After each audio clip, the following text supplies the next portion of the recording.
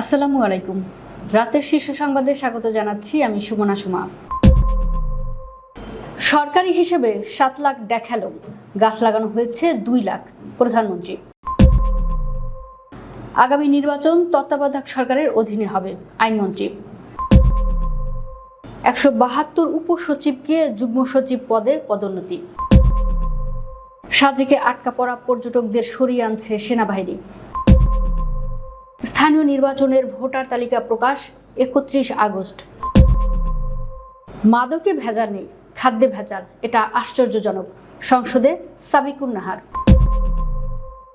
সংসদ সদস্য হিসেবে শপথ নিলেন সারোয়ার আলমগীর। রাশিয়া ইউক্রেন যুদ্ধে নিহত 4 বাংলাদেশি, বাকি 26 জনকে ফেরাতে কূটনৈতিক তৎপরতা। দুর্নীতির মামলায় পিকে হালদার সহ 12 জনের বিরুদ্ধে গ্রেফতারি পরোয়ানা। বাড়ছে ফেনীর 3 নদীর পানি, বাঁধ ভাঙার আশঙ্কায় নির্ঘুম রাত এলাকাবাসীর। ইরানের বিরুদ্ধে সামরিক অভিযানে অংশ নেবে না ইতালি, মেলোডি। চীনে বন্যায় খামার তলিয়ে ভেসে গেল 900 সাপ, আতঙ্কে লোকালয়। শুনছিলেন শিরোনাম, এবার বিস্তারিত। ক্ষমতাচ্যুত আওয়ামী লীগ সরকারের আমলে কক্সবাজার রেল লাইন প্রকল্পে বৃক্ষরোপণের ক্ষেত্রে বড়সড় জালিয়াতির বিষয়টি তুলে ধরে প্রধানমন্ত্রী তারেক রহমান বলেছেন, চট্টগ্রাম থেকে হাটহাজারী, ডুলা হাজারা হয়ে কক্সবাজার পর্যন্ত যে ট্রেন লাইন গিয়েছে সেখানে কয়েক লাখ গাছ কেটে ফেলা হয়েছে। সরকারি হিসাবে বলা হয়েছে সেখানে 7 লাখ গাছ রোপণ করা হয়েছে, কিন্তু আমি নিজে যাচাই করে দেখেছি সেখানে বড়জোর 2 লাখের মতো গাছ হবে। বৃহস্পতিবার রাজধানীর চীন মৈত্রী আন্তর্জাতিক সম্মেলন কেন্দ্রে আয়োজিত বিশ্ব পরিবেশ দিবস ও পরিবেশ মেলা 2026 এবং জাতীয় বৃক্ষরোপণ অভিযান ও বৃক্ষ মেলা 2026-এর উদ্বোধনী অনুষ্ঠানে প্রধান অতিথির বক্তব্যে তিনি এসব কথা বলেন। প্রধানমন্ত্রী জানান, উন্নয়ন ও পরিবেশকে একে অপরের প্রতিদ্বন্দ্বী হিসেবে না দেখে প্রকৃতির সঙ্গে সম্প্রীতি বজায় রেখে সমৃদ্ধি গড়ে তোলার উপর জোর দিয়েছে সরকার। সেই সঙ্গে জলবায়ু পরিবর্তনের অভিঘাত মোকাবেলায় আগামী 5 বছরে দেশে নতুন করে 25 কোটি গাছ রোপণের ঘোষণা দেওয়া হয়েছে। আইনমন্ত্রী মোহাম্মদ আসাদুজ্জামান বলেছেন, আগামী জাতীয় সংসদ নির্বাচন তত্ত্বাবধায়ক সরকারের অধীনে অনুষ্ঠিত হবে। বৃহস্পতিবার হাইকোর্টের এক আদেশে সংবিধানে তত্ত্বাবধায়ক সরকার ব্যবস্থা ফেরার পর এ নিয়ে রাজধানীতে প্রতিক্রিয়ায় তিনি একথা জানান। তত্ত্বাবধায়ক সরকার ব্যবস্থা বাতিল সহ সংবিধানের 15 সংশোধনীতে আনা কয়েকটি বিষয় অবৈধ ঘোষণা করে আজ হাইকোর্টের দেওয়া রায় বহাল রেখেছেন আপিল বিভাগ।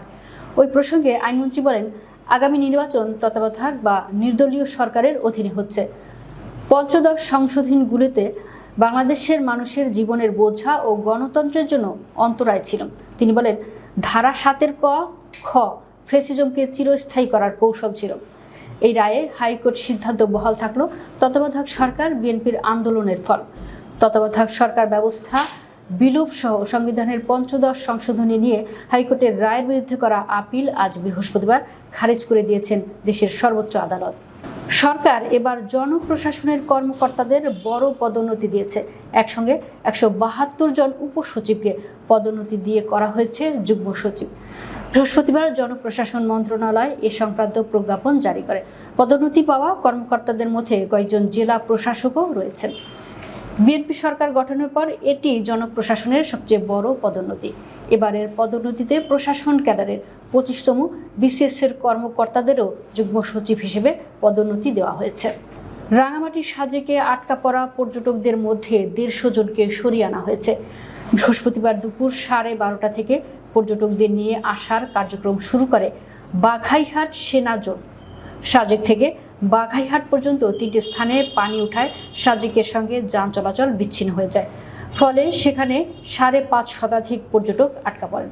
বৃহস্পতিবার সেনাবাহিনীর স্কটের মাধ্যমে পর্যটকদের সাজেক থেকে বাঘাইহাট পর্যন্ত নিয়ে আসা হয়। মাচালং, সীমানাছড়া ও বাঘাইহাট বাজারে পানি ওঠার কারণে পর্যটকরা সাজেকে আটকা পড়েন।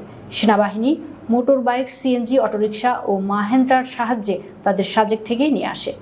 পথে মাচালং, সীমানাছড়া ও বাঘাইহাট বাজার এলাকায় নৌকা ও ভেলায় করে পর্যটকদের পারাপার করানো হয়।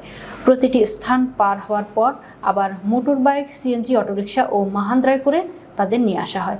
এভাবে বেলা 3:30টা পর্যন্ত 150 জনকে সরিয়ে আনা হয়েছে বলে বাঘাইহাট জোন সূত্রে জানা গেছে।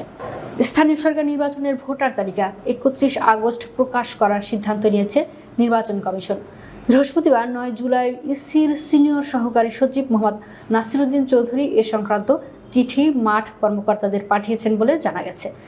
চিঠিতে উল্লেখ করা হয়েছে, বিভিন্ন স্থানীয় সরকার নির্বাচন উপলক্ষে নির্বাচন কমিশন ভোটার তালিকা হালনাগাদের উদ্যোগ গ্রহণ করেছে। ভোটার তালিকা হালনাগাদের লক্ষ্যে ভোটার তালিকা আইন 2009 এর ধারা 3 জ অনুযায়ী যোগ্যতা অর্জনের তারিখ হিসেবে 31 জুলাই 2008 কমিশন নির্ধারণ করেছে।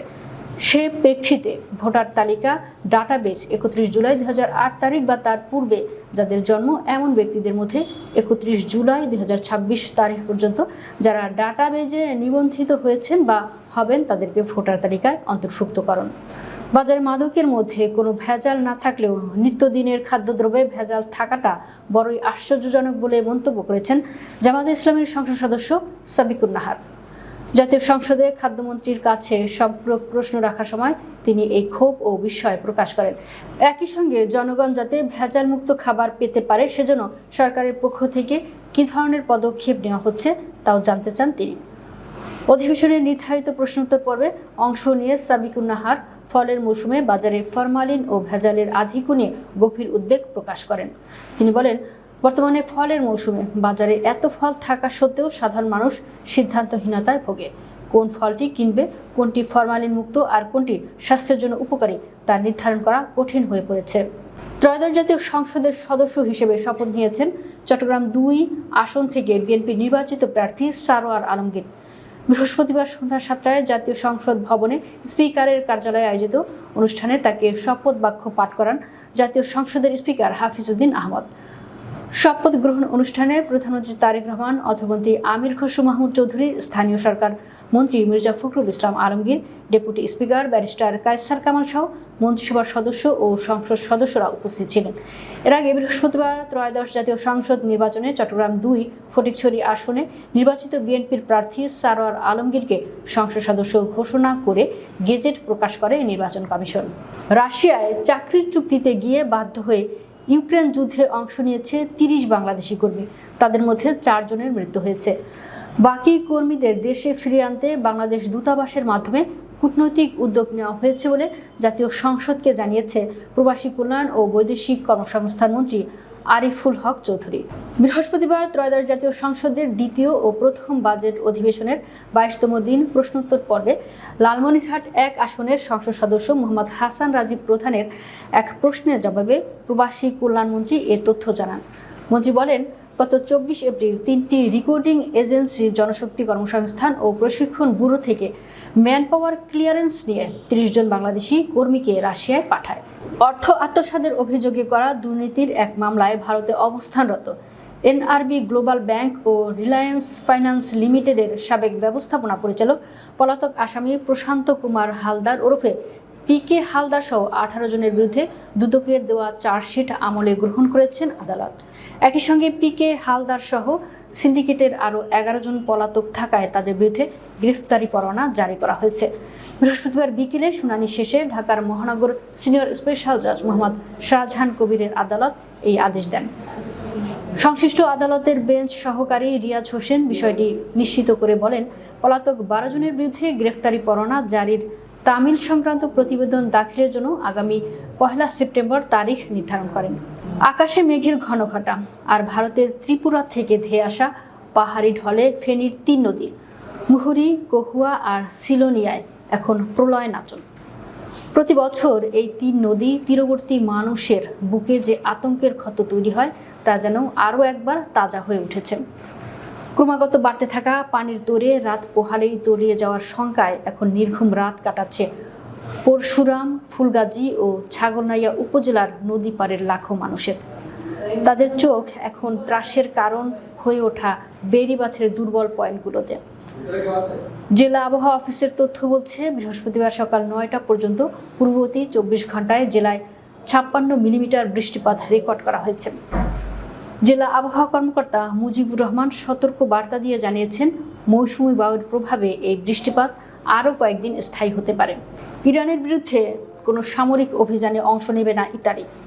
মধ্যপ্রাচ্যে উত্তেজনা আরও বাড়তে থাকায় বুধবার এ অবস্থান পুনর্ব্যক্ত করেছেন দেশটির প্রধানমন্ত্রী জর্জিয়া মেলোনি।